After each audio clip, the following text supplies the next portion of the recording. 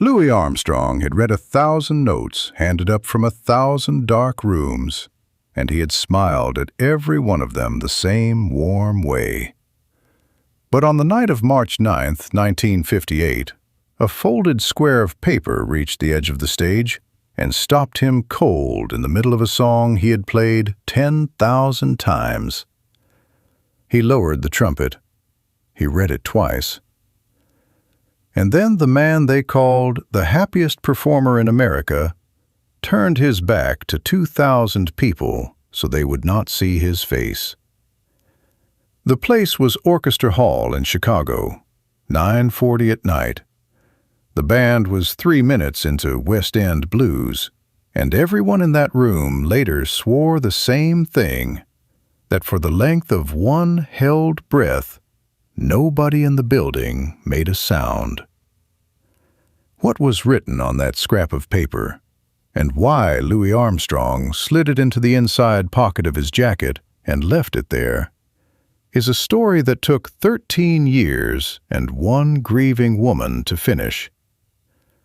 To understand the note, you have to go back to a hospital ward that no longer exists, and to a nurse nobody ever thanked. Her name was Alma Brandt.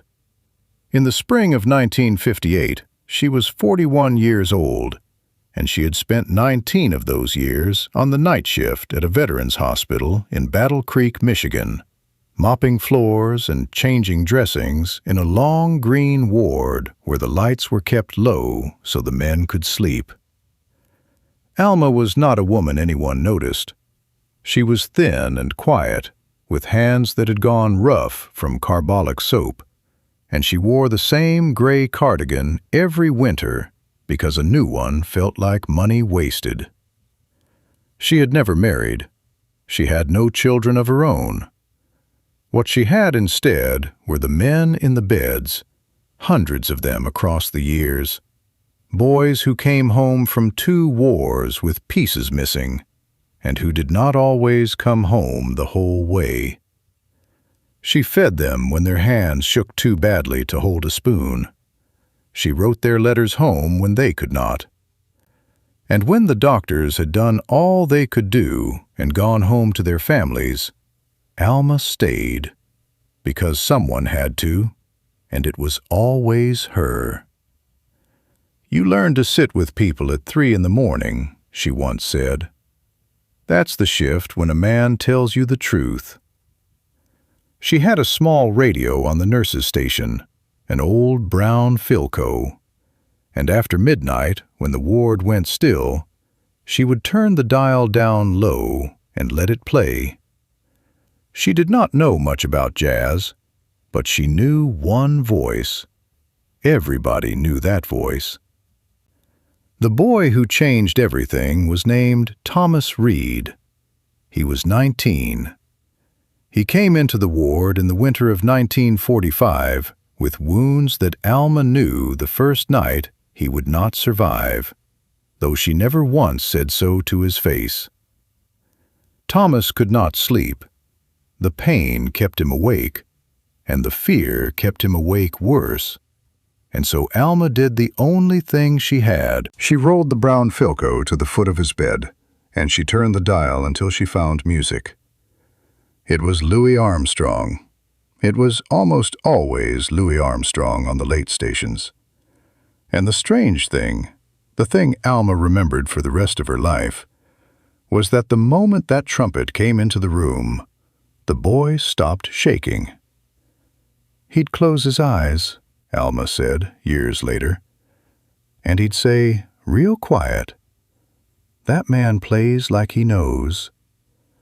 I never knew what Thomas meant by that, but I knew it was true. For 11 nights she played him those records. Thomas talked, the way the dying talk, about his mother's kitchen and a girl back home and a dog he'd had as a boy. And on the last night, when he could barely lift his head, he took Alma's rough hand and asked her for one thing. "If you ever see him," Thomas whispered, "that trumpet man, you tell him, Tell him he sat up with me. Tell him I wasn't scared at the end. Tell him it was him." Alma promised. You always promise. She did not, in that moment, have the first idea how a hospital cleaning woman from Battle Creek, Michigan, would ever come to stand in front of Louis Armstrong. But she promised. Thomas Reed died before the sun came up. He was 19 years old. 13 years is a long time to carry a promise you don't know how to keep. Alma Brandt kept it the way she kept everything, quietly, without telling anyone, folded up small inside her. The years went by. The ward filled and emptied and filled again. The brown Philco finally died, and she bought another one just like it. And every time that voice came out of it, low and cracked and somehow glad, she heard a 19-year-old boy say, "Tell him it was him." Then, in February of 1958, a younger nurse pinned a newspaper clipping to the board in the break room. Louis Armstrong was coming to Chicago. Orchestra Hall. One night only, the 9th of March. Chicago was 140 miles away. Alma had never in her life bought a ticket to anything. She was 41, she was tired, and the cheapest seat cost more than she liked to spend in a week. She almost let it pass. She told herself a man like that would never see one letter from one stranger in a hall full of thousands. But she thought about Thomas, and she bought the ticket. The night before the concert, at the nurse's station, with the ward asleep and the new radio turned down low, Alma took a sheet of the hospital's plain writing paper and a fountain pen, and she wrote the note she had been carrying for 13 years. It was short. She was not a woman of many words. When she finished, she folded it in half and in half again, until it was a small, tight square she could close her whole hand around. She almost didn't do it. Orchestra Hall was bigger than anything Alma had ever walked into, red and gold and full of people in coats that cost more than her car. Her seat was far back on the main floor, and from there the stage looked like a lit doorway a long way off. She sat with the folded note in her fist and her heart going like a drum, and she thought, "This is foolish.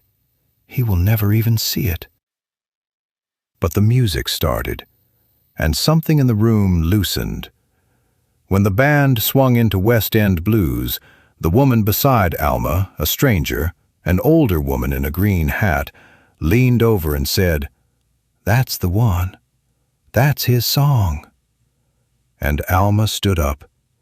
She did not run. She walked down the long aisle toward the light, past rows of surprised faces, the note held out in front of her like it was hot.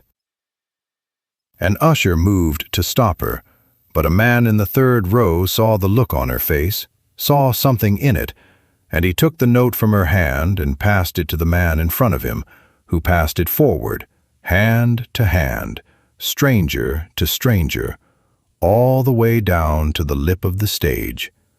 One string of hands. Then it was at the edge. Then it was in the reach of a man kneeling at the footlights, who lifted it up. And Louis Armstrong, still playing, looked down and saw it. He did not have to take it. Performers ignore 100 hands a night. But something made him bend down, mid-phrase, and pluck the little folded square off the front of the stage. He kept playing to the end of the chorus. Then he brought the horn down from his lips, and while the band vamped soft behind him, he unfolded the paper under the stage lights. The note said, "Mr. Armstrong, in 1945, a soldier named Thomas Reed, 19, lay dying in my ward. On his worst nights, your records were the only thing that stopped his shaking. On his last night, he asked me to find you and tell you. You sat up with him, and he was not afraid at the end. It was you. I promised him I would. It took me 13 years. Alma B. 2,000 people watched Louis Armstrong read it. They watched him read it again. And then they watched the most famous smile in America go still, and his shoulders drop, and the great man turned slowly away from the light so the room could not see what had come into his face. For a moment, the band did not know whether to keep playing.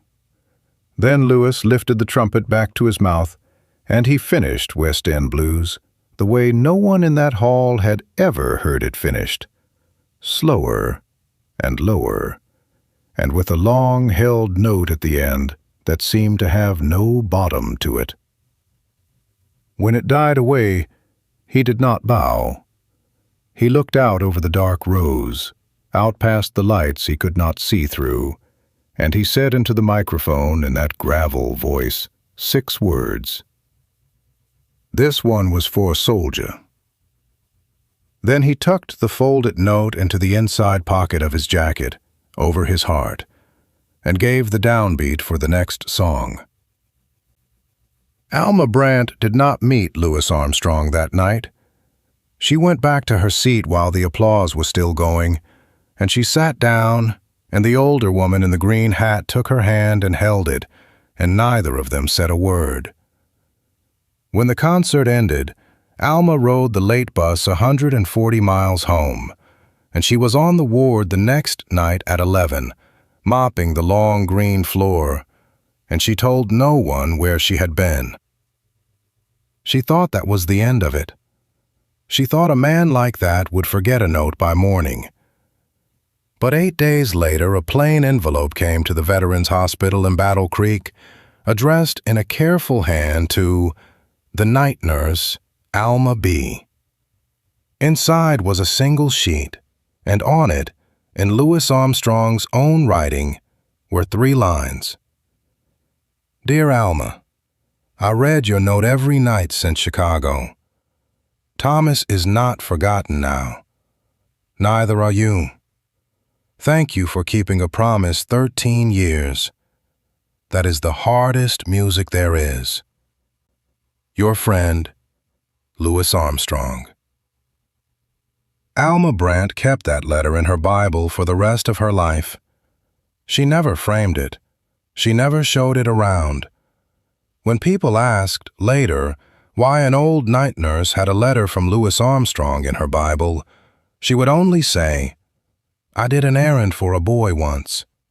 That's all. Louis Armstrong died on the 6th of July, 1971. In his bed in the house on 107th Street in Corona, Queens, in his sleep. An old man who had carried the century's sound on his back and set it down at last. In the weeks after, Lucille, his wife of nearly 30 years, went slowly through his things, the trumpets, the reel-to-reel tapes he loved, the drawers full of letters from presidents and kings.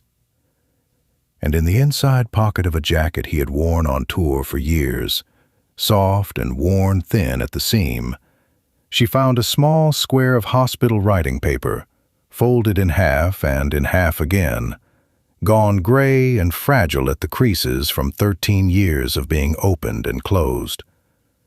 She knew, when she read it, that he had carried it everywhere.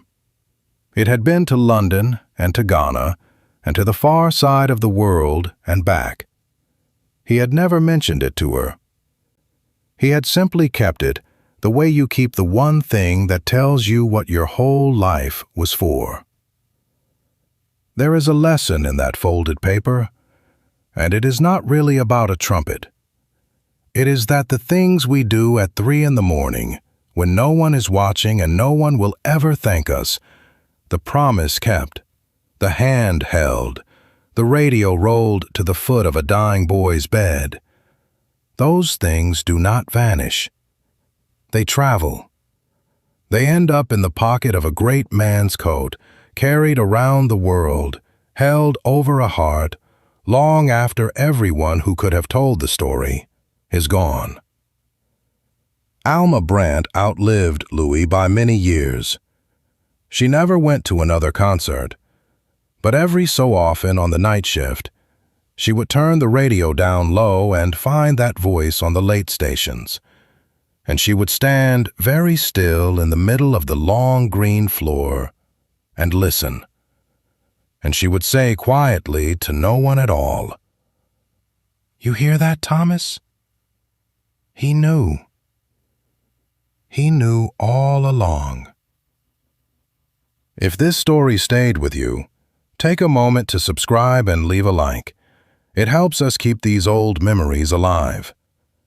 Have you ever carried a promise for someone who was gone and finally found a way to keep it? Tell us about it in the comments.